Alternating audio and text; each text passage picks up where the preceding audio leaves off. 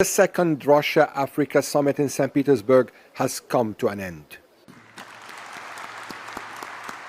But Vladimir Putin is hoping it will mark the beginning of Russia's new plan for Africa. He's seeking a bigger role, similar to that of the Soviet Union in the past century.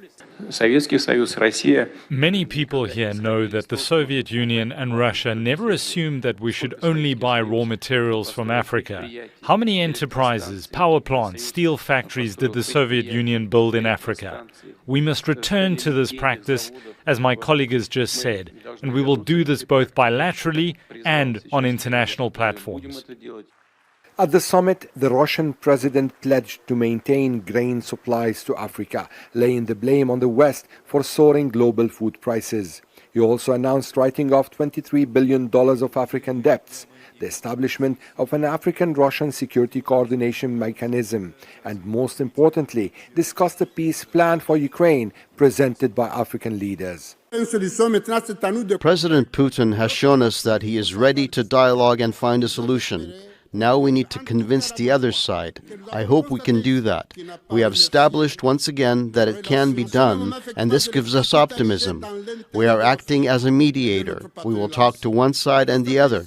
I hope that we will achieve positive results. Nothing has really changed from last June when the initiative was first announced. African leaders here know the limitations they face when it comes to the peace plan for Ukraine. They know too well that brokering a deal to end the war won't be an easy task, but in the middle of a global crisis that's affecting their citizens' lives and interests, they want to be heard loudly. And that's why they are in Russia and could soon travel to Ukraine. Obviously, the conflict is more complicated, more complex than that, and that it will take more than just a round of African head of state going there and preaching good feelings.